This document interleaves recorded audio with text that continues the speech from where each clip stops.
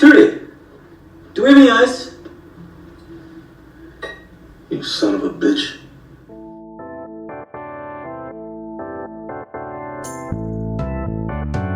Anyway, sometime in the summer of 48, no, 1932. No, 1939. But when I say I want the moon, I expect the moon. Because he was caught with chewing gum on his pubis. World handed to us on a plate, and then you swing in on a chandelier, drop your pants, and crap on it. You're a very, very gifted storyteller. I killed my CO. You have lost your mind! The hell are you supposed to be? Because Scouts honor.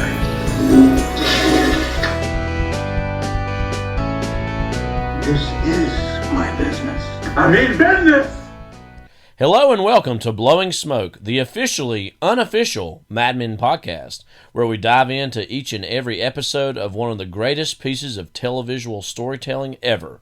So sit back, relax, and smoke 'em if you got 'em, because this right here is the cure for the common podcast.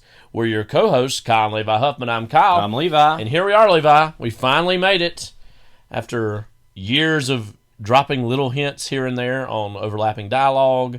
We're now officially engaged in our next big podcast project, which is to dive into the TV show Mad Men. This is a show that, of course, ran on AMC from 2007 to 2015. We're going to walk through and dive into every single episode of the show, giving you commentaries for each, talking about each. We're going to have awards to give out for every episode, every season. This, again, is going to be just our big dive into Mad Men. Again, I'm Kyle, and Levi is my co-host. And if this is the very first time you're hearing us at all, welcome. We've had, last few years, we've been working on Overlapping Dialogue, which is our film podcast, where we've done audio commentaries, we've done double features. We're kind of temporarily putting that on ice. So any Overlapping Dialogue fans, again, we will be back with that. We'll probably have special episodes here or there. Fired, or not Burt Cooper, sorry, Burt Peterson. It's fired, but it'll come back, and it'll have to be fired again. Yeah, it's just like... Now we won't have that problem. But anyway. How's it feel to finally be here, Levi? Good. I mean, we've kind of, and to talk quickly about this before we get into the show in general, I mean... of Mad Men itself, is that when we were first going to do Overlapping Dialogue, our test run to see how we would do commentaries was of the pilot episode of Mad Men. So it's kind of something that we've had, and that will never be for immediate release on that one. I'm doing too many Mad Men. Much like the season 6 commentaries, they may be found under a couch cushion at some point and finally released to the public. Yeah, the Mad Men Season 6 Lost Commentaries is the pocket change of entertainment, the couch cushion money. Yeah. So we kind of been thinking about doing it for a long time. And I mean, I've been thinking a lot about this show over the last couple weeks since we've kind of announced we're doing it. And I've been thinking about just how many different versions of this show there are in its own way. Like, there's kind of the early show... There's the kind of middle period of the show, and then there's the end, and I mean, it's all one show, but I think this is a great... It's not even like The Sopranos, where it's like, yeah, that first season feels more or less like what the last season is. Not that it's not better by that point, but... Or a lot of shows that feel more or less like what they are. I feel like this show takes us on a journey of... Yeah. A 10-year period and just the characters being different. And it just feels like it's a very different show by the end of it. So I think that's going to be interesting to go through it, and it'll change incrementally, but by the time we're there, it doesn't even really feel like the same thing and I think this anymore. is true of a lot of TV shows that run for like 3+ seasons. Like, every once in a while, there's just kind of a shaking of the snow globe. Yeah. All of a sudden... There's divorces, there's deaths, there's whole new spin-off agencies and changes. And again, like, I think the show has a certain stereotype, even amongst its fans. Certainly, like people that are maybe more on the outside or even detractors. That here's Don smoking, drinking, like having affairs, and then he just rolls right in and gives the great big pitch that saves the day. And I think that's like a stereotype that exists in the show that as we watch, you're going to find out really is selling it very much short, that the show's a lot more complicated than that. And so we're just so excited to finally get here and talk about this. This is, I think, I know I can certainly speak for myself, I think for Levi, our favorite TV show, just period. It was a show that we've talked about here and there, really taught us how to watch TV, and as far as like more adult storytelling on TV.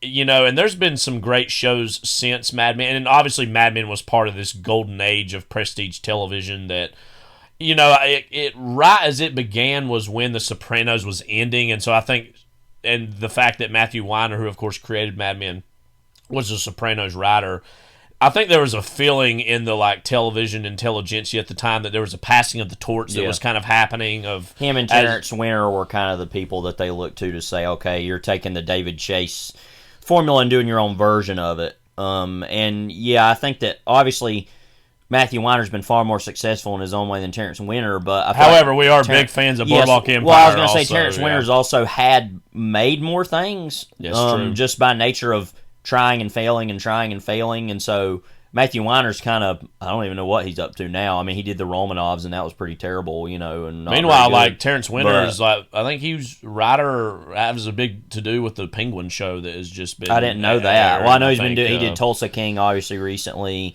He had done Vinyl. He, of course, had done Boardwalk Empire, which, I mean, we could do a whole podcast on that someday, probably, honestly. And that's a highly impressive show in a lot of ways that I think about a lot, which is not as great as The Sopranos or Mad Men, but I think it's just a rung below that. But is a more strangely entertaining show because it's a shoot 'em up gangster show, which is what we kind of love. But you know, and also like it kind of among the prestige shows of a certain era, it kind of really staked its claim as far as being this is a show about the 1920s. I mean, there was nobody really doing that exactly at that time, so that's always going to be something. Yeah, because obviously you'd have that with the 60s and everything, but anyway, so that's all just to say that it kind of came at a time when a show like this could even first of all get greenlit. Now, of course, we'll talk about the way that it was in itself advertised and marketed was different, and we'll talk about that in a little bit.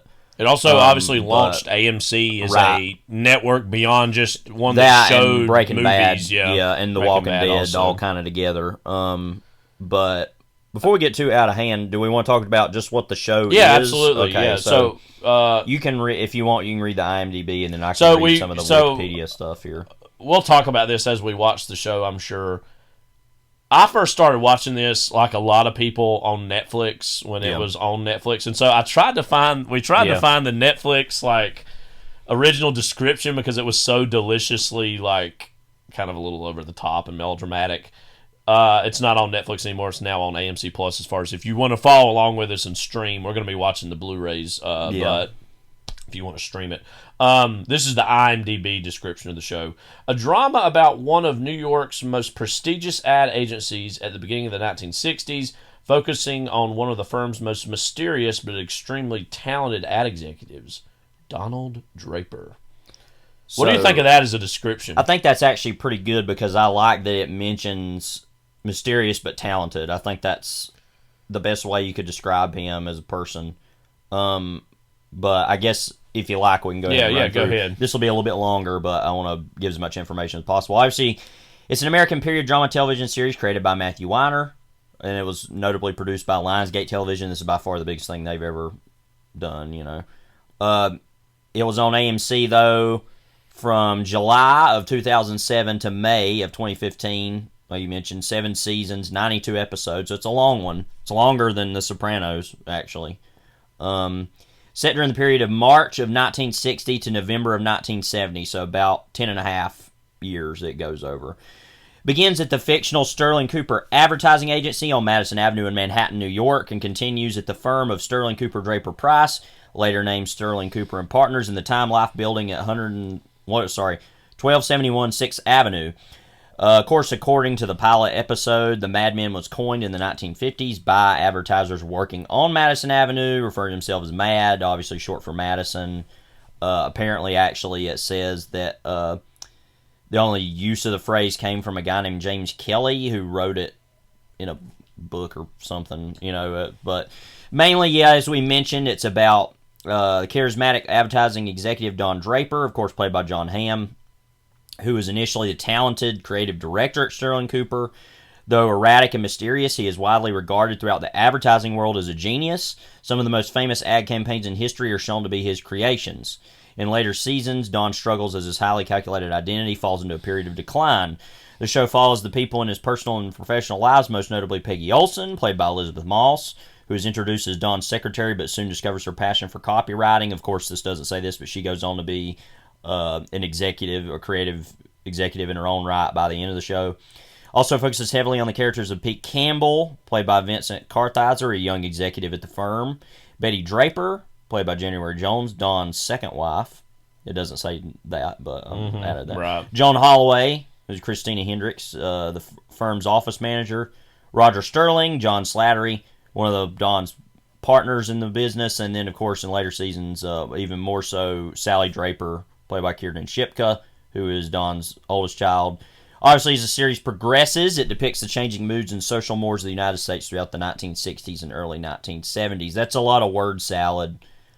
Do you want to talk about maybe the show in general, or do you want to talk about how we first came to it? Maybe that's the place to go. I think, maybe talking about how we first came to it. So, again, I remember when this show first was about to air. I remember it was like during AMC's Mob Week, and that was right as I had been getting a little bit more into movies, and especially the mob films of like the 70s through the 90s were particularly a big part of that. So Scorsese stuff along with The Godfather. And I remember seeing an ad for this show, and it's like it was kind of vague about what it was about, and it was like these men in suits. So I think instinctively I thought, oh, is it like this, like a mob thing or something? And then I remember hearing then you started seeing ads after a few episodes of critics are raving about this new show Mad Men, and then I think I tried. We ordered some back in the golden days of Netflix DVD. Yeah. We got some Blu-rays of the first season, and watched. It might have been DVDs, I think, actually. It might have been, yeah. And watched. Yeah, it would have been probably. And watched some episodes of it. The first few, and I really don't remember that all that well. And I was not even turned off by it. I was just kind of like, okay, I don't know exactly what this is. Yeah. A few years went by. And then, and we'll talk about this kind of when we get to the bridge, the gap between season 4 and 5. Yeah. Because there was like about 2 years between when 4 aired and when 5 started. There was no question over whether it would come back at all. Yeah. And so there was that period, and it was all sitting on Netflix at that point, seasons 1 through 4. And this is just my own personal journey. I can get in his here in a second. And I saw that it was just like all sitting there, and I was this was my freshman year of college. It was like late 2011 through early 2012, and I was like, all right, let me try out this new Mad Men show. And then it was this time I absolutely just fell head over heels in love with it. I was like, oh my God, this is like watching a novel on TV where it's just every episode is so rich, every episode is so detailed, the character interactions. I had already started to fall in love with the period of the 1960s just before this, in large part thanks to Tom Brokaw's Oral History Boom, which was a book I read in the late 2000s. And I really fell in love with and loved. And I think also, too, in my AP U.S. History class, hearing about the Cuban Missile Crisis was one thing that just really got me more interested in the period. And so it was, again, late 2011, early 2012. I just binged through, like, seasons 1 through 4. I got to the end of it, and it was like, oh, wow, when is there going to be more of this? And lo and behold, it was already going to be March of 2012, March 25th, I remember. Yep. When the 5th season debuted. I remember that was the same weekend as the very first Hunger Games movie came out. I think I told part of this story on the last episode we did of Overlapping Dialogue. And then it was seasons 5 through the end that I actively watched it every week and kept up with the online chatter. So, like, I watched this show live in its second half, and, you know, that in of itself was such an enriching experience. The show was, of course, still amazing and awesome and a lot to pick through. But even just following the weekly conversation of it through podcasts and through blogs online, like, that also was this incredibly enriching experience to follow it as it aired. And so, for me, Mad Men, I mean, it's something that I've watched tons since, but is specifically a college experience I'll always remember for me because it was my freshman year when I got into it. And then the part 2 of the 7th season aired just as I had graduated from UNC Wilmington. So it's always, I mean, it's going to be something I carry with me in all the years, and I'm always going to rewatch over the years. But at that particular moment in my life was when I really was like all into it, you know. What about you, Levi? How does your journey? It's kind of Mad Men go? It's a little different. I mean, it's kind of similar. Now, mine, of course, still starts with the mob week of 2007. That's kind of the important moment. But I think it's apt that it kind of coincided because that was when I fell in love with The Godfather and Goodfellas and Godfather Part 2 and Untouchables for a very brief and fraught period. Yeah. But I think that was a moment when my brain started to teach me you love long-form storytelling. That's your thing. You know, that I prefer long-form storytelling. Now, that doesn't mean in television. Normally, I prefer it in movies or books. You know, I like longer things and things that take me on a longer journey. Well, basically. Godfather and Godfather 2 as single movies certainly do that, but then even side by side, obviously, are a version of that. So I think that kind of made sense to me in a moment. I obviously didn't know that about the show at the time. And, of course, I also thought that. But, I mean, it was literally what was so weird about it, too. I mean, because this was back, you have to remember, back when VHS was just finally starting to die. I mean, a lot of people felt like it was before, but like it really was by that time. DVD was even more ubiquitous by then, but we still taped stuff off of cable. Yeah. And so I remember having the tape of The Godfather, and you know, you could fast forward through the commercials, but I always was like, oh, you know, would see the that was like literally embedded into the experience of The Godfather, where the trailer, the commercials for Mad Men. Also, coincidentally, right after that showing, specifically of The Godfather, they were going to show Taxi Driver. So that was another movie I always was like, what is that? I wonder what that is. And then years later watched it, obviously. But I came to the show officially, finally, I think it was in the summer of 2013. I believe you were working at Hawaiian Ice Treats. Randomly. But I remember specifically, it was the season 6 had kind of just stopped airing. And I remember we went to Chimney Rock around Memorial Day. I don't know if you remember that, but it was like you were already out of college for that year, and that was actually a year where Memorial Day was the end of school for regular, like, for high school. And that was also coincidentally the summer when I was watching it that James Gandolfini died. And that kind of was tied in its own way to Mad Men. I'd actually seen, a lot of reruns of Sopranos. The Sopranos on A&E, which is a hilarious experience if you never did that. Sometimes they had on Bravo, too. I know sometimes, that actually might have been where I'd seen a lot of it, and then it was on A&E. And, of course, I later watched that show, obviously. But I started watching it. You had told me to do it for a long time. I remember you had been talking to me specifically about season 5. I was seeing stuff of season 6. There's something that AMC used to do I really loved, and this was after I had watched a lot of the show. But I would start watching parts of it before I'd finished it all on AMC every Sunday morning. They would air a block of 3, 4, 5 episodes of Mad Men. Yeah. And so I would watch. That's actually why I have more of a love and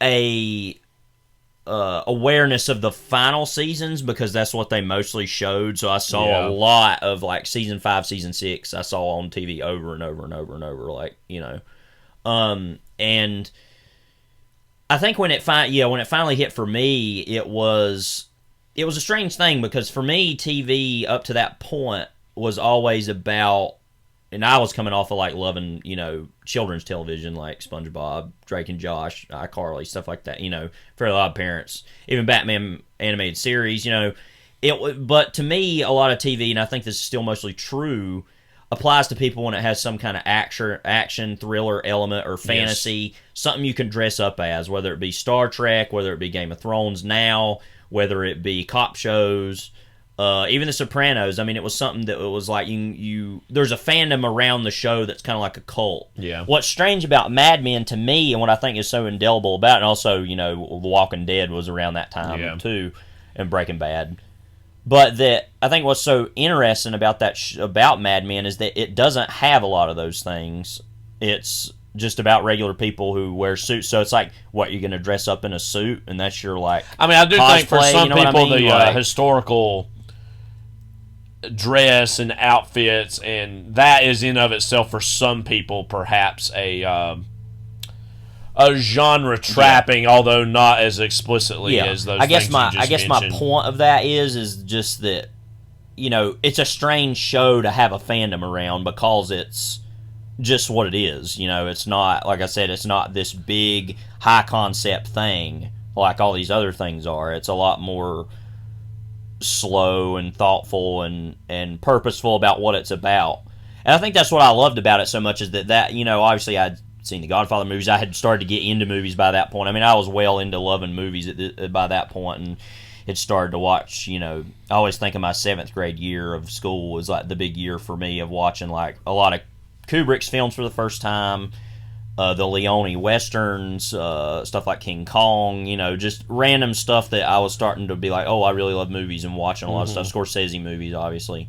And so that all kind of coincided at a certain time where I was ready for that show. And it also and, Alfred Hitchcock, which of has course, like a huge, there's obviously Hitchcockian elements that right after Mad Men started airing in 2007 and 2008 and 2009 was when I started getting to Hitchcock due to the Netflix DVDs and that we would get in the mail. But I also want to say that, interestingly, I think that Mad Men coincided for me when I actually watched it with a lot of random events. Like I said, I mentioned about the James Gandolfini thing. One major aspect of this, randomly, is that when I actually started watching the show as it aired in April of 2014, the premiere episode of that first season was when our parents had a motorcycle accident. And that was a big thing in our lives for a while. Mom broke her back and had a concussion. Everything's fine now, more or less, but that I remember watching that first episode that night after that had happened, because I was staying up later because I didn't go to school the next day.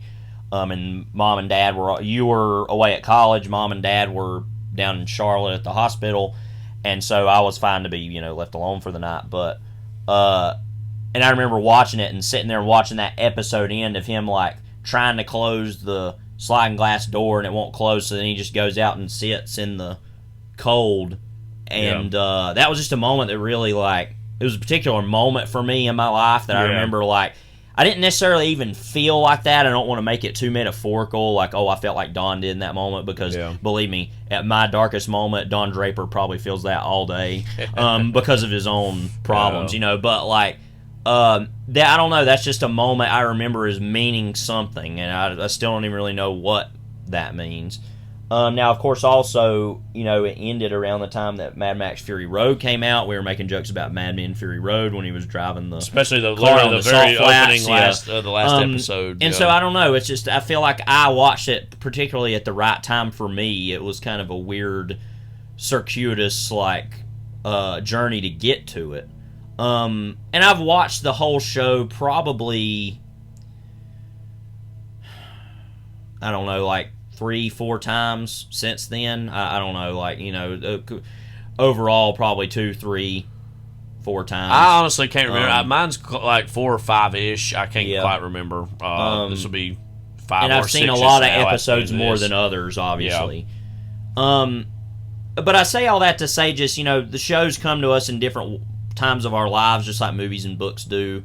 But this is a show, I think what appeals to me so much about it, and you as well, like we're saying, is it doesn't need all these extra asterisks or trappings of genre to keep us riveted by what it is and what it's about. I mean, obviously we're more intellectual people, so we're going to be interested in that, but the fact that a kind of show that's very Hitchcock and Antonioni influenced is making its way onto American television sets is obviously the Hitchcock part is obvious, but especially the more like specific aspects of that of European cinema is very strange and very kind of lightning in a bottle almost that even happened at all, and especially in relation to what it's about, which sounds like, okay, going to make a whole show about advertising in the 60s, who cares about that? And then it is about that, but it's also about everything else and using that as a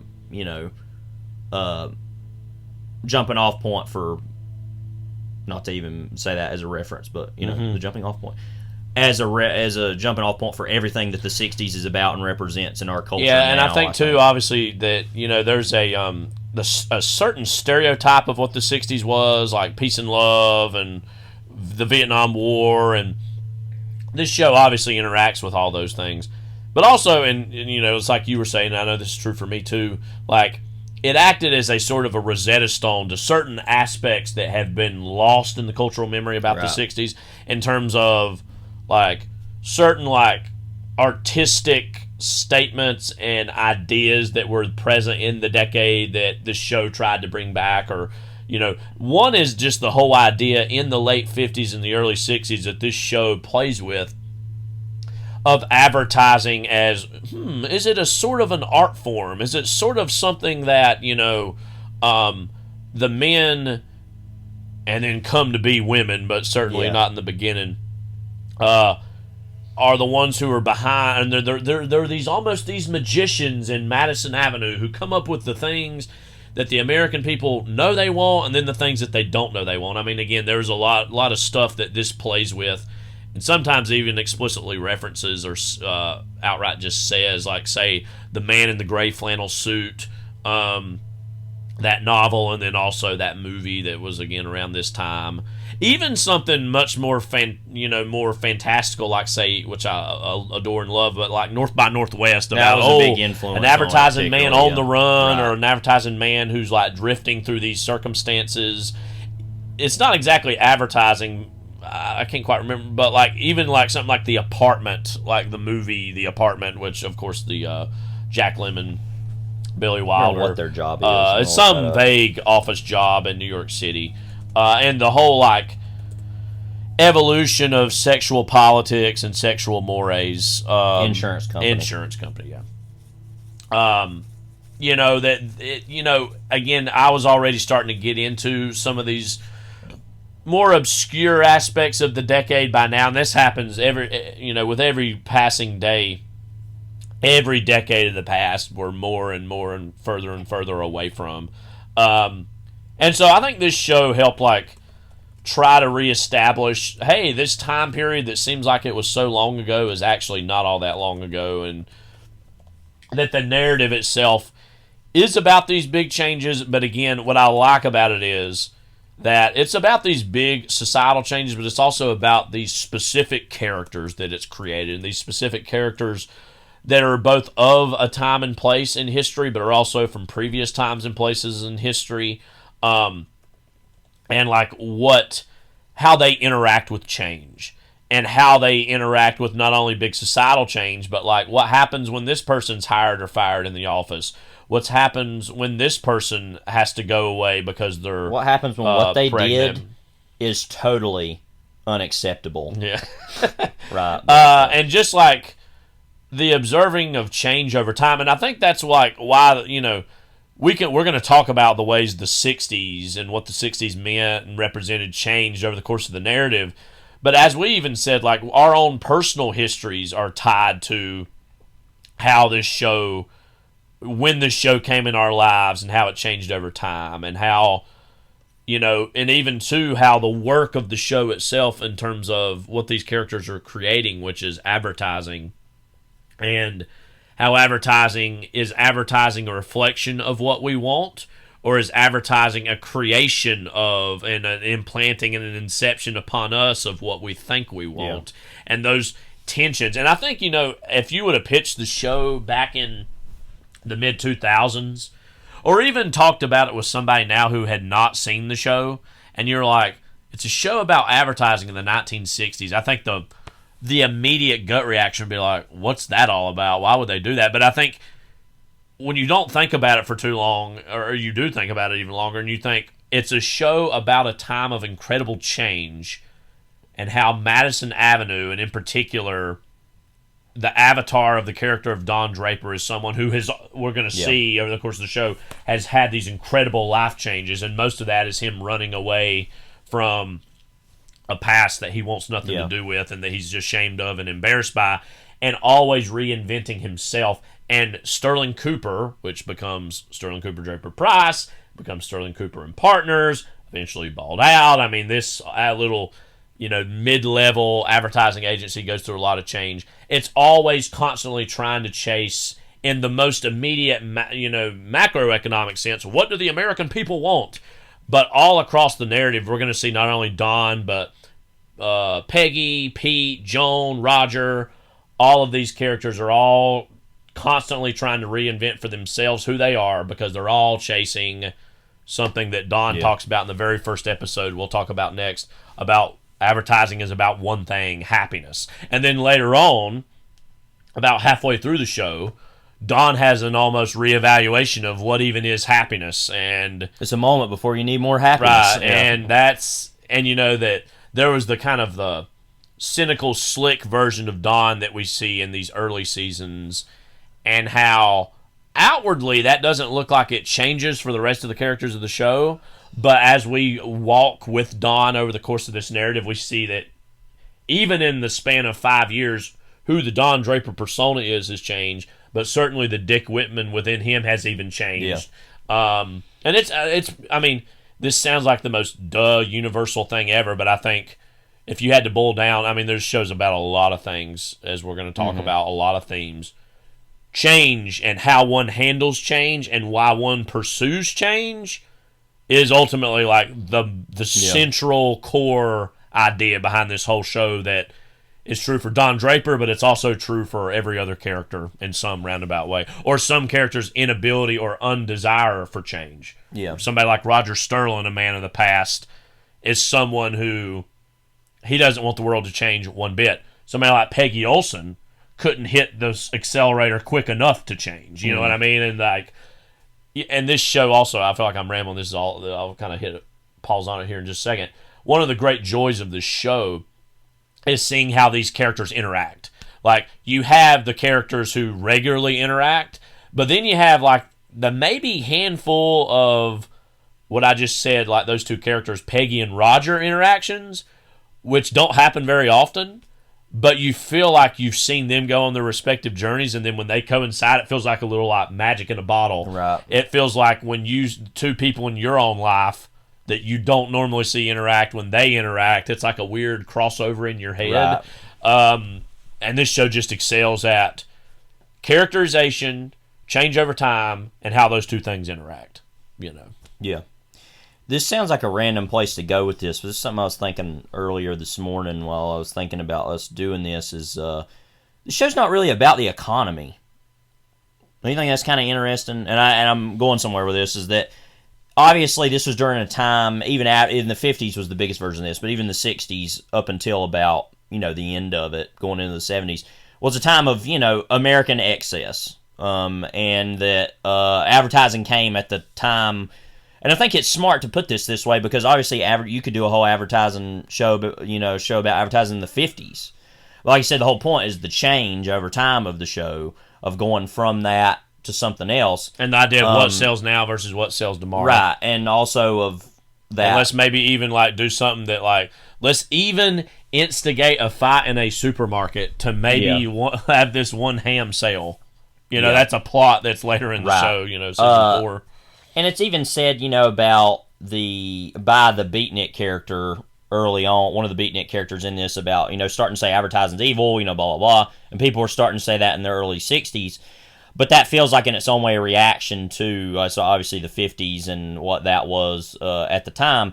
But my point is that, you know, like a lot of these shows are not just about, it's not just about the 60s, it's about the 50s, it's about the 40s, it's about the 30s, it's about the 70s and the 80s in its own way, and then even something like Boardwalk Empire is about the 20s, it's about the 30s, it's about the 19th century, you know.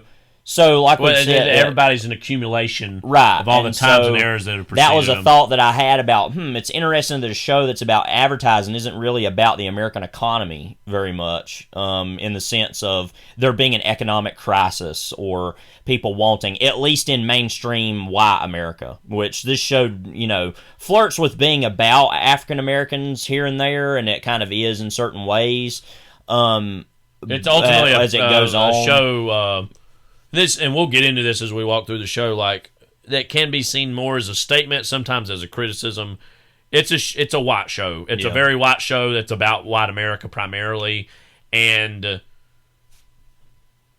you know, it's about the nature of whiteness, of everybody living in relative comfort, economically speaking, but, yeah. Anyways. So I guess that's just a thought I had that seems kind of random, but I was thinking about how this show doesn't ever really remark upon the economy or what the economy is or the stock market even, which is strange, but for a show that's so much about business. There is like one point later on where they talk about SCMP going public, but that's I will say, like, there is a lot of anxiety across the show about, are we going to make it? Is this company going to survive? But it's like you said, it's not exactly about the like larger macroeconomic. What I mean, yes, the there's economy. all the minor like, okay, will we be able to survive the company? Lane Price forging checks, Don giving $5,000 to his real brother, like, you know. I mean, yeah, there's obviously it's about money in a major sense, and even as we'll talk about when we get to 5G,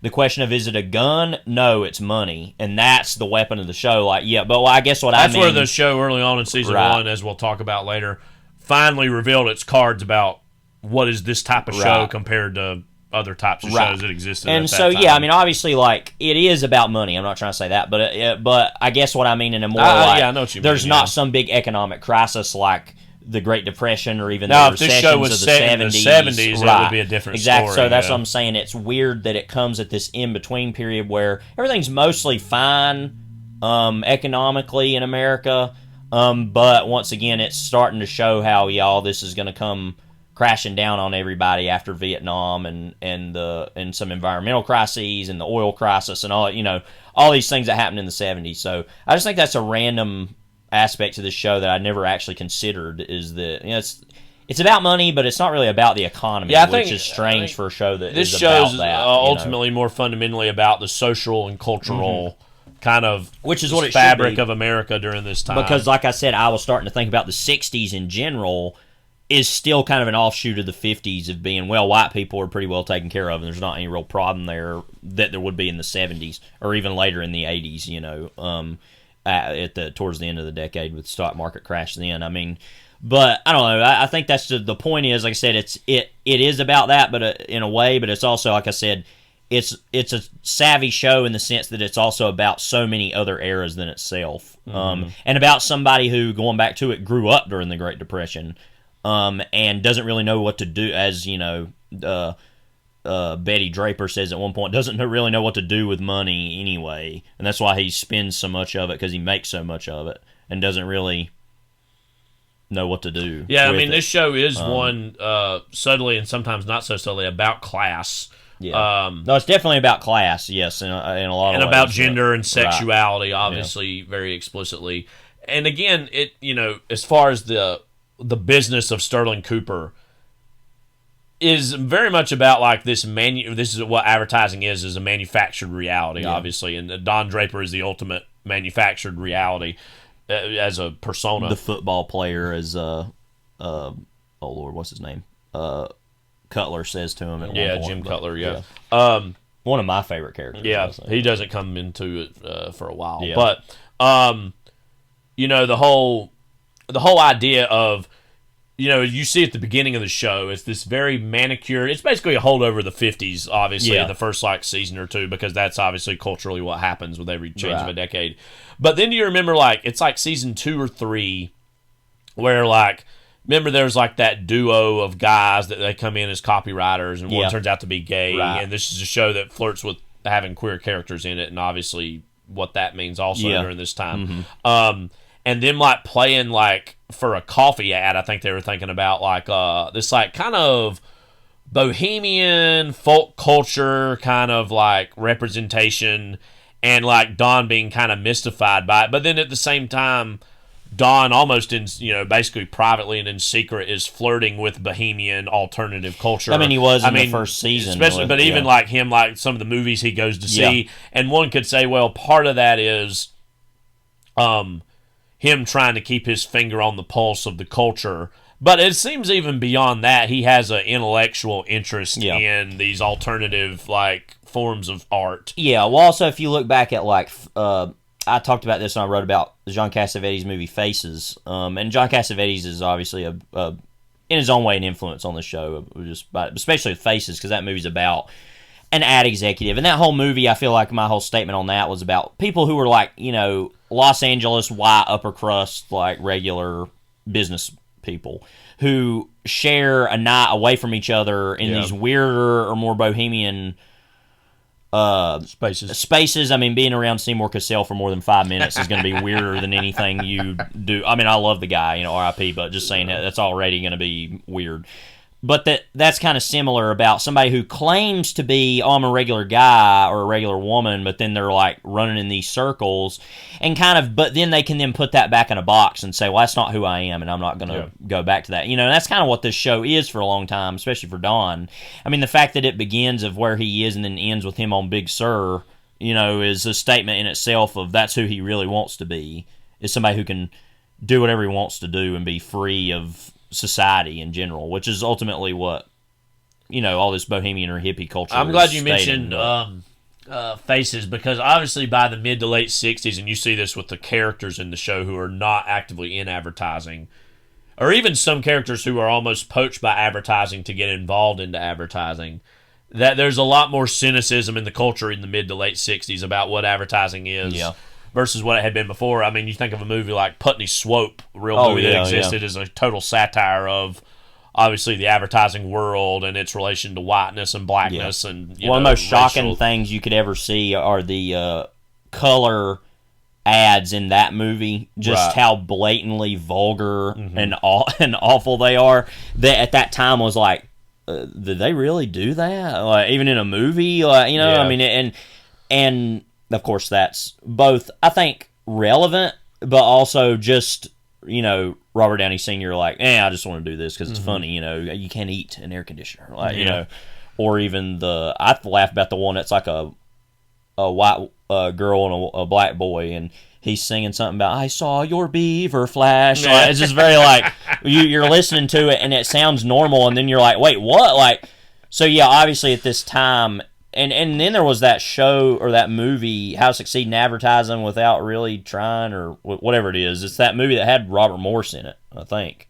That might be... Or no, he was in that other movie, The Unlucky One, or something. Anyway, there were a lot of these movies at the time that were all about advertising, obviously, and I can't remember. Might be How to Succeed in Business. Maybe that's what it was. How to Succeed in Business Without Really Trying. That's what it was, okay. That was... 1961 was when that debuted, but there's been various revivals. But I knew it was something like that. But anyway, I guess to put a cap on this before we come talk about why the show's about a lot of things, and we're going to talk about them. But like you said, I think it is best said that it's about change and how people react to that.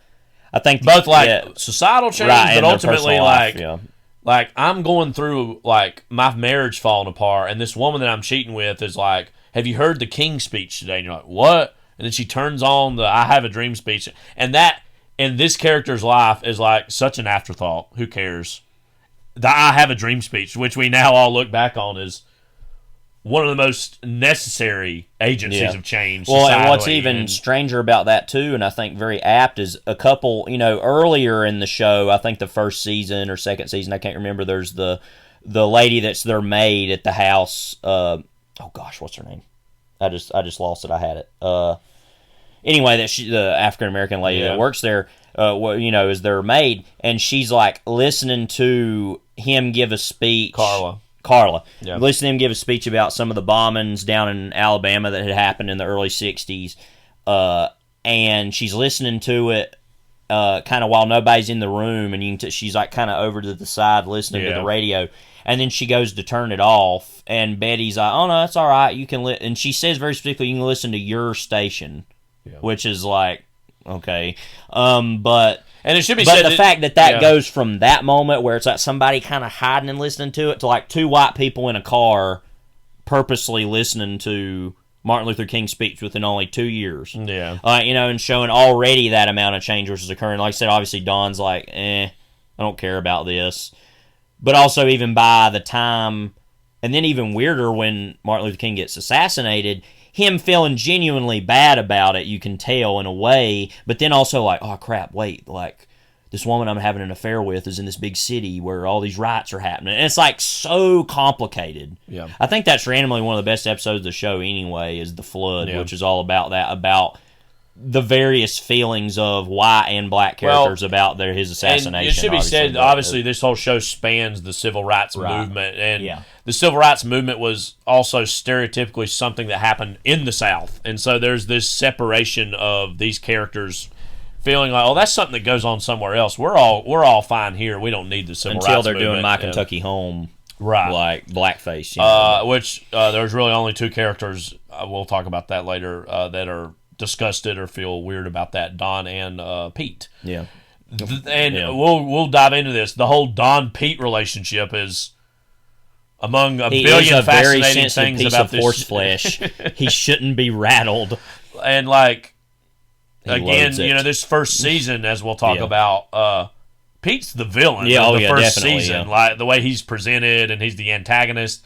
But then the strange aphorisms of Burt Cooper, as he says, it's like as he says to Don, he says, "Don, fire him if you want, but I'd keep an eye on him. You never know how loyalty is born." This very strange, like almost prediction of what their relationship is going to be. And I would not exactly call them friends by the show's end, but there's certainly men who realize that they have things to offer to the other. Right, and Pete tries to do that later with Bob Benson in his own way, which doesn't work out. Failure. But I think he's taken that from that situation and saying, work alongside me, but not too closely. But one of my favorite moments in the whole show, by the way, is like when they're talking about him finding that out, and Duck calls Pete, and he's like, "I've never seen anything like this before," and he's like, "I have," and then it cuts to Don like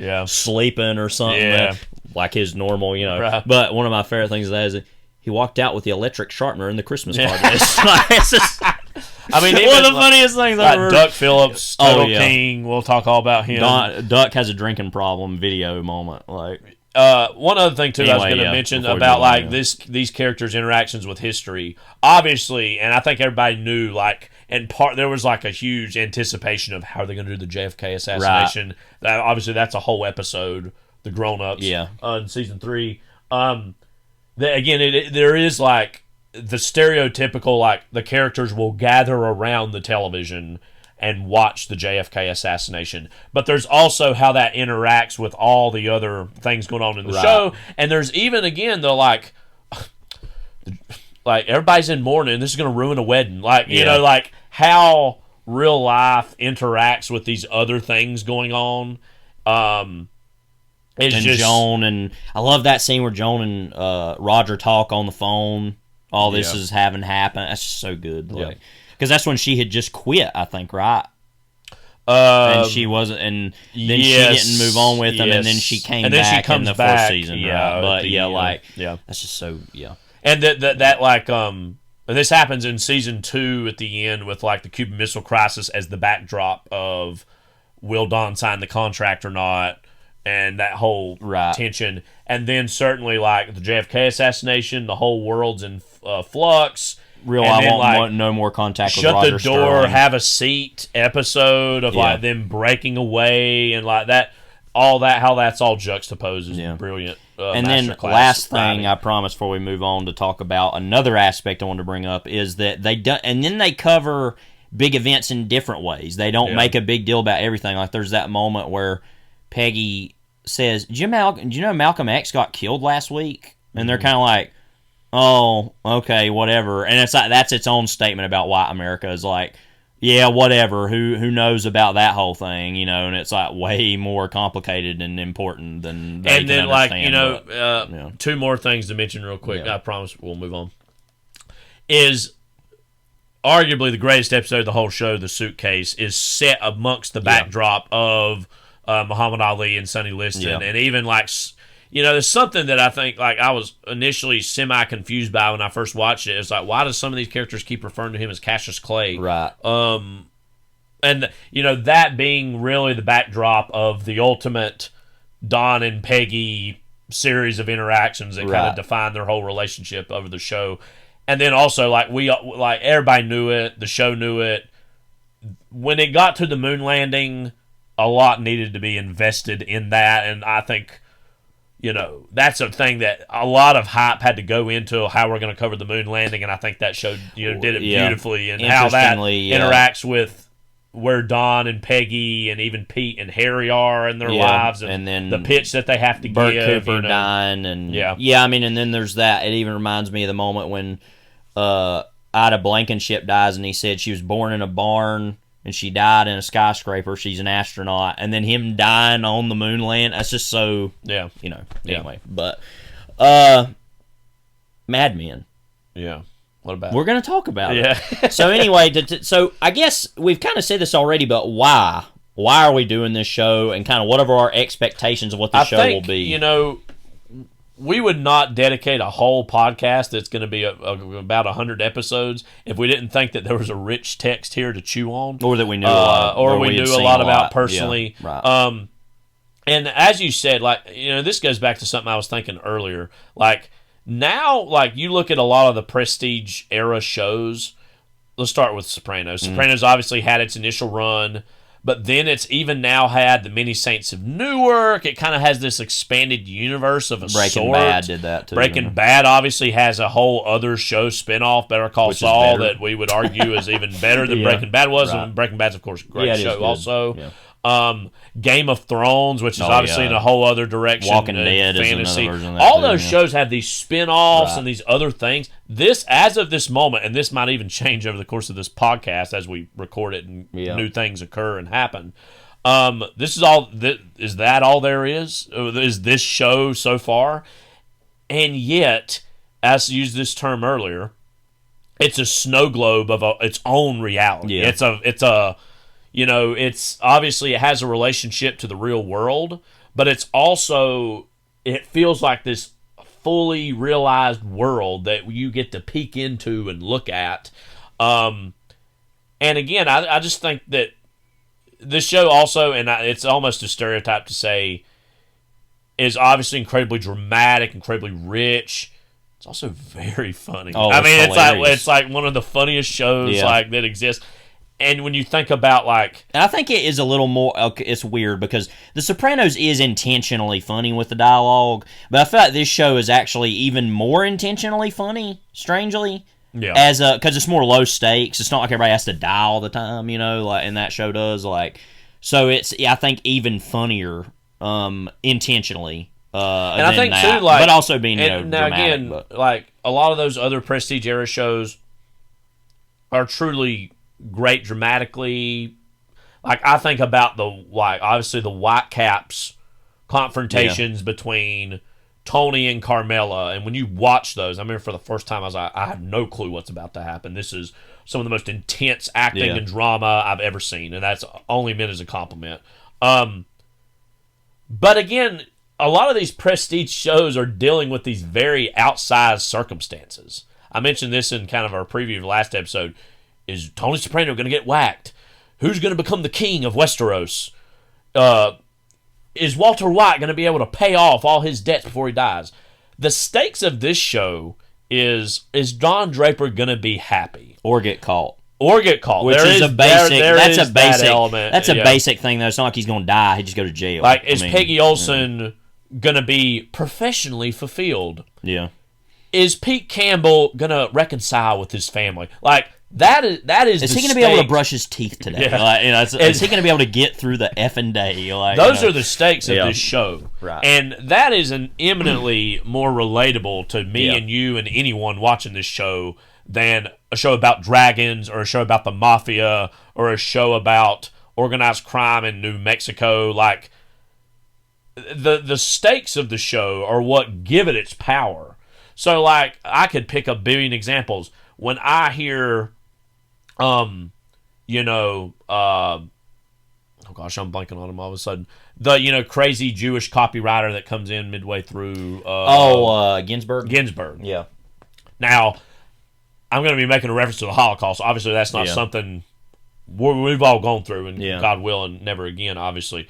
But when he's talking about, like, he feels as though he's actually remember that scene of him and Peggy, and he's like faraway places, and he's like looking at the window. It's almost a reverse shot, and it's more him, the window shot of him, than it is the his reflection face. of it, right? And him talking about who he is, where he's coming from, and he talks about it in this like sci-fi sense of, oh, I'm an alien. But he's the whole time really talking about that he's a child who was born in a Holocaust camp, maybe. Right. In the middle of an episode that is about a billion other things, right. and he's like where this. she's going to the naked prey and masturbating a guy off in the theater, like, and giving then him a hand job, and then it's like Roger Sterling's taking LSD, and then Dawn's leaving Megan behind at a Howard Johnson's and making her eat ice cream. Yeah, and then then there's that, right? Like, and now again, as I said, none of us, again, God willing, are ever going to go through the Holocaust. But that sense of, I feel alone.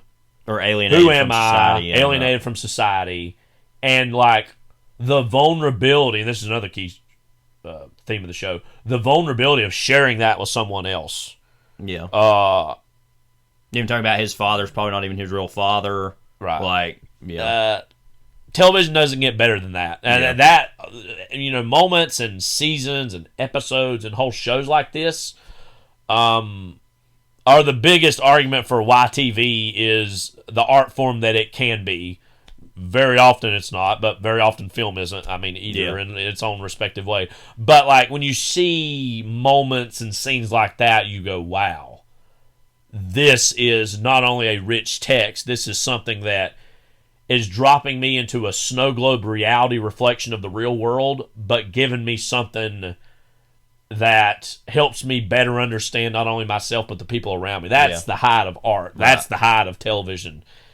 Our interactions like that, which I think this show specializes in. So if somebody were to ask me why Mad Men, I would say that. I'd agree with all that. I mean, I think it's the richness of it. In a way that isn't immediately like, let's do all of Game of Thrones. Like, it's something different. So the structure of this podcast is going to be pretty simple. We're going to do that starting the next episode. We're going to do, obviously, Season 1, Episode 1. First, do a commentary. We'll talk about it a little bit beforehand. Then we'll do the commentary, and then we'll kind of wrap it up and preview the next episode. We do entire seasons. Pretty much all of them are 13 episodes until you get to seasons 5, 6, and 7, which get kind of complicated.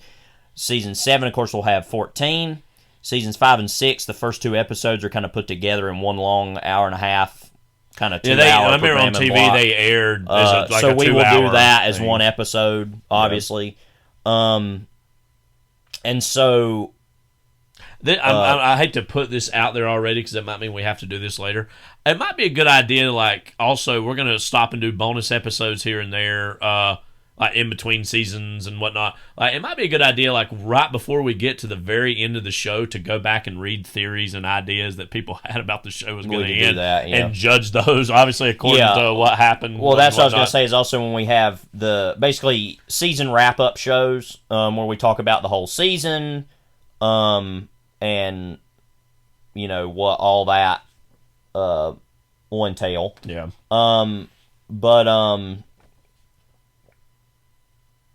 So yeah, that's the main thing. It's pretty simple, and it's going to be a lot shorter episodes than our previous podcasts were, obviously for overlapping dialogue. I guess now's the time to talk about our awards. Levi did a good job of coming up with these, I think. We have basically 4 different awards per episode and 3 for entire seasons. So we'll go through them quickly, but basically what we're going to do is we will have different answers more than likely. For these, I've got a whole beautiful spreadsheet made out that we will do this and we'll track it over the course of the show. The first one is the Lucky Strike Championship. The character who, quote, won the episode. And we can look at that a lot of different ways. Maybe somebody gets a promotion. Maybe somebody beats somebody up. Like we could say, yeah, did Lane Price win Signal 30? I don't know. That's its own. I know who lost Signal 30. But did he win the season? Question mark, question mark. We'll talk about that later. I mean, he was reading Thomas Pynchon on the train. I'd say that's a win. I mean, that's a win. But anyway, so yeah, that is a very simple one. Like, who walked out of this episode like you said, that's going to kind of depend on the episode and our variations of what that means. The Secor Laxatives Award. So obviously I should say Lucky Strike is, let's go back and say that. The Lucky Strike Championship is a championship belt commemorating Lucky Strike. Obviously, we do not have sponsors for this podcast. No. Even though we're going to have a lot of ads. We're going to have sponsors for this podcast. You'll see. Yeah. Don't worry, we're not getting any money. In fact, they might sue us before we get money if we're using copyrighted stuff. Yeah. But anyway, so the Lucky Strike is obviously the Lucky Strike cigarette, so it's like the big thing of the show in a lot of ways, is what our logo is based on. The Secor Laxatives Award, character who lost the episode, in quotes, that'll be pretty much the same as Lucky Strike, except, different as far as the opposite. And here in a minute, I'd like us to predict who we think is going to win the most of each. Because here in a little bit, we'll talk about that. But that's pretty simple. Obviously, Secor Laxatives is a joke throughout the show about people taking a dump, The Mohawk Airlines plaque, the most shocking scene, line of dialogue, or event in any given episode. Of course, this is referring to the fact that the Mohawk Airlines flight... season 2, I think it was it? Crashed, yes, off of Jamaica Bay in... New York, and Pete's father died in that crash, so that's a reference to that. The most shocking scene, line of dialogue, or event in any given episode. There will be plenty of them. I don't know. That's what he says. And the Patchy Palm. This is Patchy. The best cultural reference. I look at this as trying to figure out, okay, what's something that's like a really random thing. Like Longfellow deeds. Right, like something like that. Or like the fact that Patchy and Highlight were a thing at all, and anybody... It has its own stadiums, that whole thing. Ho-Ho, as a character, is something else. So those are per episode. We'll have 4 different ones. Okay. I guess we can choose now before we get into the season ones. Who do you think is going to win the most Lucky Strike championships by the end of the show? Roger Sterling. That's my prediction. Mine is going to be Peggy Olson. Okay, that's fair. But I'm going to write both of these down, and we'll see what happens. I think those are both solid guesses. I'm glad you didn't pick Peggy, because I was like, that'd be probably a too easy one. All right, who's going to get the most Secor Laxative awards? Harry Crane. Oh, definitely. I didn't even think about that. Now the thing is, this is he's not going to be in Harold a lot. Crane. He's not going to be in a whole lot always. But every time he's in one, he's an instant L. Just Okay, so I'm between a couple here for this one. Were you thinking about him too? No, I actually wasn't, okay. And that's an obvious one, that should be. But I don't know. I mean, part of me wants to say, oh gosh, what's his name? He's I just had it. The guy is. I'm gonna feel dumb when you tell me the guy that's in the first few seasons and he writes the Star Trek episode. What's his name? Paul Kinsey. Paul Kinsey. Yeah. Now, of course, he's not even in the rest of the show. But knowing that he's alive is an L.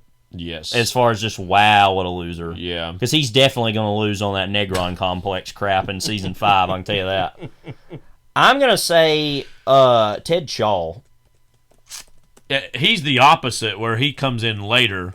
Yes. But is in, I mean, I think, if that was like one character somehow, that would definitely. And maybe he's not in it enough. That's what I mean. Like, he's like the opposite of Kinsey, where he's in the second half. Yeah, but, and we'll see. I mean, I don't. That's honestly, that whole character we'll talk about. Like, Yeah. you start off hating him. Yeah. Then you're like, oh, I kind of feel a little more sympathetic. And then you hate him again at the end. And also, like, the way that character ends is very like, oh, God, like, Yeah. it's hopeless, basically. Yeah. But Like that's a good guess. I don't know. We'll see. But I love the Harry Crane one. Of course, that's the definite. But, or, I don't know. I hate to say this dismissively, but every girlfriend of Dawn's, I don't know, is like a Secor laxative because it's like constant disrespect. But maybe honorable mention, and this isn't even meant as disrespectfully as it should be, Betty Draper. Yeah. More so just because of both the earned and unearned L's she takes over the course of the show. Yeah. So, but I'm still sticking with Harry Crane. I think he's going to be. I mean, that's like you don't bet against that. I mean, that's all right. Let's talk about So we'll see where that goes. We'll come back to you on the final episode and we'll have a final count. And we'll have a final count. And it might be like where you think Roger won one, and I think Peggy won one, and then we're going to add it up. Yeah, because I have it all marked out on this. We'll do it by episode. Like, you say Levi's he won done a great that, job you say setting he won this that. up. So. But yeah, so we'll see how that goes. Of course, we're also going to do episode rankings at the end of each season. We'll talk about that when we get there, but that's pretty simple. I will say, this is a hypothesis. We'll see how this works out. I feel like traditionally, some of the best episodes of every season were in the middle of the seasons. Yeah. I mean, there's great episodes beginning, but I feel like in the middle, there was a lot of... When it's and wept, and wept. I don't know about season one. We'll see about that. But, okay. But anyway, so season awards. We have the Bethlehem Steel Medal for the best pitch of the season. Of course, you can't do that for every episode because sometimes there's only one pitch. Right. So we'll have to think about that as we go. Is what was our favorite pitch of the season? We're going to go from the carousel that's something that to like the Hershey, most people to the Hershey bar meltdown. Most people who haven't even seen the show know the carousel pitch, and that has been reshown and reshared online a lot. From the carousel to Topaz pantyhose, it's all. But obviously. But then the Hershey pitch. Right. I remember watching that live. And again, live. I mean, it ain't like actually happening in the moment exactly, but being like, "Whoa!" Like Don has finally crossed the line of like revealing. Yeah, TMI I love also like info. the meeting's over, right? And he's like, "Hang on." It's like they were like happy with what it was. There was no problem. Buku billings, like. That's an interesting counterpoint to how the season starts with the Hawaii, the jumping off point. Of like the ad itself reflecting a sense of self-immolation, and then to actually commit self-immolation, and they're all like, and Roger's like, "Is any of that true?" Like, all of it, whatever. Yeah, but anyway, so obviously that's a pretty simple one. Of course, that's named after the Bethlehem Steel in the first season, where Pete, I want you to get a cardboard box and put your things in it. Okay, but that whole thing where that guy's like Bethlehem Steel, the backbone of America. He's that guy that was in Independence Day, right? That was like he was abused. Oh yeah, sexually. like making fun of Randy but anyway, Quaid. Well, I mean, I would make fun of Randy Quaid. All right, Lyle Evans Sash. This is probably our favorite one. A subplot character or unanswered question we want to know more about. I know who's never going to win that, and it's the guy in season 2 that's the horse guy. That's honestly probably looks like Ken Jennings, basically, like as one of the most, to me, like head scratching subplots in the show's history. I know what it's about in terms of Betty's development. You're so sad. My people are Nordic. Yeah. I speak Italian, yeah. But like that is when I even hear that, I just start tensing up. Of like, oh god. But anyway, so this one is literally just about like something that's like, wait, what? I want to know more. Named about that. after again season 4's one of the most mysterious elements. Season 4, the mentioning of a doctor named Lyle Evans. That I love the show never answers. It's like we're not going to tell you what that is or who he is. I think he had him killed, and it cuts back to Don. Like, can you believe this? Like, like give him the Fuller. Now is he on the Pepsi face, like with the whiskey. Now the real question is will the Lyle Evans moment get the Lyle Evans award? We're just going to have to wait and see. We'll see. I don't know. Yeah. That's season 4. I mean, it crazy. would be, honestly, season 4 is crazy. It would be embarrassing to the memory of Dr. Lyle Evans if Well, this does not. But we'll have to play it out and see. I think he had him killed. I mean, Yeah. And lastly, the Howard Johnson's honorable mention: a shocking or pathetic piece of evidence that the facade is about to crack. I look at this in a couple different ways. Yeah, you explained this to me mainly exactly. this is like the idea of, okay, like what are some evidences of like what we've been talking about where things are changing, or as our pastor preached yesterday, advertising is a lie, and like it's going to say the burger looks this way, but really it's this. Examples of, man, that really didn't live up to expectations of what it's supposed to be, or hey, the 60s is actually kind of a fraud, and what is the some form of disappointment or change that is horrific or irreparable. We take this, of course, from the one of my favorite moments in the whole show is when Don is looking for Megan after he left her in season 5 episode of Faraway Places, and he comes back in, he goes in the bathroom, in the women's bathroom, and the guy's like, man, you're really checking the place out, and Don doesn't say anything because he's not like, at all thinking about what he's there for. Yeah. And then he's like, I have some bad news. And he's like, what? Thinking it's about Megan. He's like, the pool is not going to be able to be used, or the pool's out of order. The kid had an accident in it. I swear it doesn't happen a lot. Yeah. It's just very like the facade is cracking at that moment. So that one's more of an open one of just like, what's some random thing that sucks, basically. Okay. Like when Don slams the highlight ball into the ant farm. I don't know. Mm-hmm. So something like that. Well, who the hell ever put that in there, by the way? And who put an ant farm in an advertising agency? And then Don, the look and shrug he has. Just kind of like, well, whatever, that's highlight, Yeah. You got to pick up the pieces if you're patchy, Mm-hmm. So we're going to do that. Obviously, we'll keep track of what our individual answers are for that. Of course, there might be some times where we're like, yeah, we're both going to agree on that, or maybe not. Let's say we were both think like Burt Cooper won an episode. Would that be 2 wins for Burt Cooper? Yeah. It's like mine and yours. Okay, yeah. I was just checking. I don't think he'll win that many. But, I'm just saying as an example. Let them open the kimono. Facade's going to crack me. Yeah, oh, definitely. About maybe he's going to crack. We're going to see some kind of crack. That's all I know.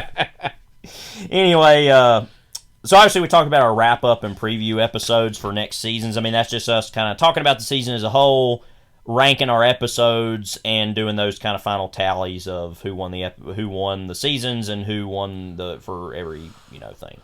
After that, I mean, that's pretty much it. I mean, obviously, it's going to take a while. Obviously, so we're going to go through every episode, and it'll take a long time. So 93 episodes. So I guess 92, but then if you add in, you have to take away a couple. You have to take away 2 because of the fact it's going to be one episode, right? For 2 episodes for twice. So then you add 7 to that. That's 97. So it'll be, then it'll be one more of a 98. Okay. So it'll get to close to 100. I'm sure we'll have something in there we can add in. Yeah. Once you get that far, we're gonna have to do something. We'll start writing our own fanfic or something. Yeah. Like we'll have to. What we probably could do is like you said, an episode dedicated to fan theories, a bonus, and then we could also do one in that middle period between 4 and 5. Like, is the show gonna come back? A show we've not at all mentioned. It's maybe as we're getting towards the end of this to mention Lost. Obviously, was occurring. The later stages of I thought you were Lost going to say Magic City. I'm glad you brought that up because... but, Lost obviously, created this whole culture of fan theorization. And I didn't watch Lost as it aired. I watched it after the fact. I like that show a lot also. I watched the first season. That's also, of this era, a really popular network show that was still on par with, some of these prestige dramas and stuff.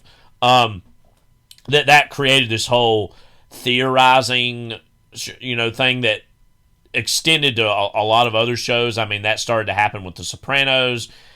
of course it happens with something like Game of Thrones because it's an adaptation of this fantasy universe. Right. But it even happened with Mad Men. What do you make of that? Like the fact that all these things were so hotly theorized over a show that's about an advertising firm in the 60s. Like, I think that, and we'll get to these later, but the two that really stick out in my mind in particular are the D.B. Cooper thing, which isn't as crazy as people act like it is because the name Cooper's right there. I mean, I'm just saying. It is wild, honestly, but there's random things that could make one go down that rabbit hole, to and open that and then the whole then Atlas shrugged. That's the one. Mm-hmm. And then, of course, the Megan Draper going to be murdered by the Manson family thing. Yeah, that's kind of dumb. That's pretty stupid. Because she wears this one shirt one time that Sharon Tate wore in this photo shoot. That's what a lot of that was based out of. Oh, I thought it was just because she was living in... that, but combined, there's the one scene where she's wearing a white shirt with a red star on it, I think, and there's a famous image of Sharon Tate wearing that same shirt. I thought also that, then what's funny is none of that happens, and it all comes down to, do you want to see the Wild Bunch? I don't know. Do you want to get a divorce? Yeah. Like a phone call. I don't know. I wonder how many divorces happened after people saw the Wild Bunch. Early on, there was this was before our time of watching the theories or whatever, but in season 1, early on, there's a theory that, as I say this, I'm going about laugh, that Don is secretly Jewish. What? Why is that even a thing? That's okay. That was a theory that was bandied about in the very earliest days. Why would that even be a big deal? So to look back on that now, it's okay, obviously this is a very waspy environment, but not so much so that they're going to be like, oh, you're a Jew, we hate you. There's some things. I mean, literally in the first episode, Jews and business or whatever. I don't want to limit anti-Semitism. I'm not trying to say that, but it's. But anyways, that turned out, of course, not to be. I've never once heard of that. That's insane. Yeah. Okay. And that literally 5G for many reasons. That was, I think, the episode where finally that was with Don's background confirmed not to be a thing or whatever, but that was something that was a theory early. I've literally never heard that. Yeah. I mean, I think even when it was Don was maybe bi was another thing. Okay, well that would be and now that of course turned out not to be true. Yeah, now what would be interesting is if it was Conrad Hilton fathered Peggy Olsen's baby. It's wait, what? Yeah. He expects the moon. I mean, yeah. But yeah, we'll spend some time on that. But I guess the last kind of question as we wrap up here is how many L's will Uncle Gene take, or Grandpa? Well, Gene, sadly, he's only around a couple times. I mean, he'll probably lose every episode he's in. But he might rack up some stats while he's around. I mean, watch out, winning or losing. Yeah, maybe even the Apache Award. Who knows? For there was this girl. Yeah, but no, specifically with the him. Don't you think it's so strange? He and Sally are reading the Rise and Fall of the Roman Empire. And then how many? The many Bobbies we're going to also go through, and how many? If this Bobby takes an L, does that account to the old Bobby Draper total in general? I don't think he'll take very many L's or wins. He might take an L in the field trip episode. Don't you think in general it is kind of laughable the show's general disinterest with him? Well, if you think that's bad, then you got Gene. Sally. Gene is literally Deus Ex Machina as a character, literally of saying we need something to happen at the end of season 2 to keep them together for a little bit longer. Yeah, that is a great ending to a season, though. I swear, when it's the huge missile crisis going on, and it's I'm pregnant, and it's oh my god, yeah. But anyway, so our last question here: how do you think this is going to change our love of the show, or will it? And what will we learn from it doing it this way? Well, we already love this show a tremendous amount and are pretty fluid with it. It can only make me love it more, I would think. And I think it's going to be fun to I like these little awards you've made. It almost adds a little bit of a game element to as we watch it. And our own little, and you as a listener will take part in it as well, our own little added mythology to the show is going to be these little awards and stuff. I think it's going to be a lot of fun. I'm really looking forward to this. It's going to be, again, a good change of pace for us with the podcast we've done in the past. And so it's only going to make me love the show more, I can only predict. Yeah. But what about you? Yeah, I agree. I mean, I think it's just I don't really know, I guess is the answer. If something But I feel like, it's going to Because- make me appreciate it even more than... Naturally, with our Yeah, overlapping yeah. dialogue podcast, like, we always had the virtue of, like, and by the way, this show is never going to bore us. I'm not saying Yeah. that, but like, we got a pairing of movies we didn't quite like, or do a commentary of something that's Right. not quite great. But next time we can just totally run to something else. This is like we're going to be with it for 100 episodes pretty much. Yeah. So the length of our original podcast. So we'll So- probably go through it quicker, that amount, but Yeah. because it doesn't take as long. We will go ahead and say around Christmas time there'll probably be a break for a little while because you're going to London with your I'm fiance. going to try to so find London fog raincoats. try and, to find if you can get your affairs in order. Last thing we should mention before we go, we are going to have a social media presence. On Instagram, it's Blowing Smoke, a Mad Men podcast. I'm going to be running that, so I've put a couple things on there already, mostly some really weird, arcane, posts, and then I put up a post, in general about for like, immediate release. people listening and watching, and so all that stuff. And then on Twitter, it should be something pretty similar. Let me make sure, though. It is called Blowing Smoke, a Mad Men podcast. Yeah, so keep an eye out for that. But that's that, I guess. Any other thoughts? No, just other than, again, we're really excited to get into this. I think, the specificity of what this is going to be makes it weirdly even more exciting. And we really want people to give us feedback and obviously provide us with ideas or your own thoughts about both the show, maybe whoever wins the awards. I mean, everything and anything. We'd love to hear feedback. Still at HuffmanBrothersProductions@gmail.com. Yes. So.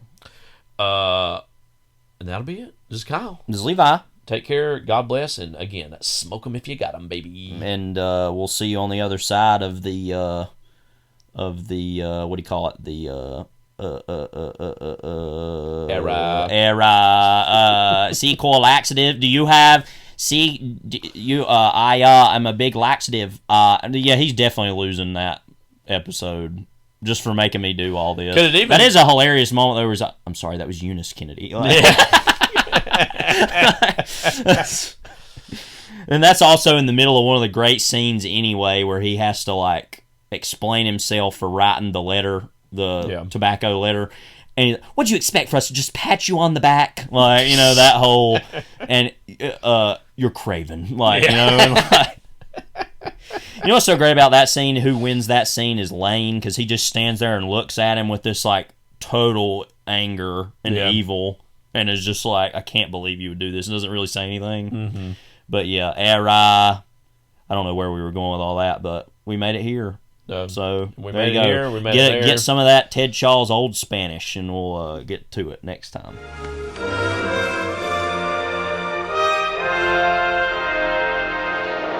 And that concludes our broadcast day. You best be sleeping.